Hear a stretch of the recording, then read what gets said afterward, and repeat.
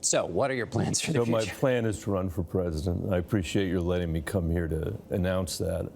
I think this country faces two enormous challenges, among others. One is a lack of economic mobility and opportunity for most Americans, and the other is the need to restore integrity to our government. I think we need to do both of those things. And I've spent the last couple of years writing a book about our politics over the last 10 years or so, and I became convinced in that process that if we continue to go down the path we're going, and this isn't just about President Trump, it's about the politics that existed before he got there. He certainly has made matters worse.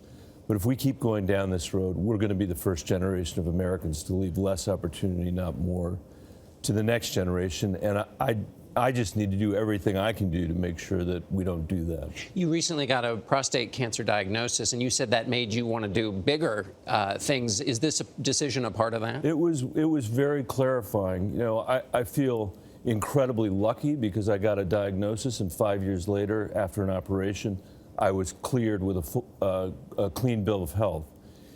That gave me a chance to think about whether I really wanted to run or not. And in the context of getting the diagnosis, my reaction was disappointment at the idea I couldn't run. It would have been a great excuse to say this is just some adolescent fantasy and I shouldn't run.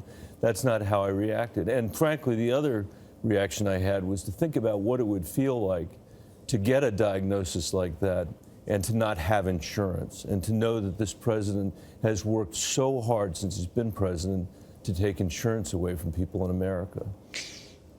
Let me give a quick political question before we go back to policy. There are 20 some odd candidates. We can't even fix on a proper number. You're not the only person from Colorado who's running, right? So John Hickenlooper is running as well, for whom you used to work. Right. So in the business of politics, how do you distinguish yourself from all the other candidates? Well, you know, when I called my mom and I said to her, somebody has to be 22, and that's why I'm running. And it turns out I'm not. I'm 21. So I've already made a little bit of progress. I think I distinguish myself in a number of ways. One is I have a tendency to tell the truth to the people I represent in Colorado. I want the chance to do that with the American people. Second, I've won very tough races in a purple state, winning red counties in that state.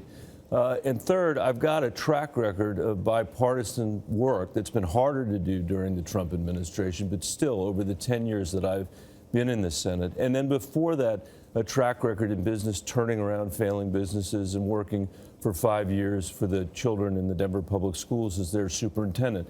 I don't think anybody has as broad a set of experiences in the field, and I think that will distinguish me.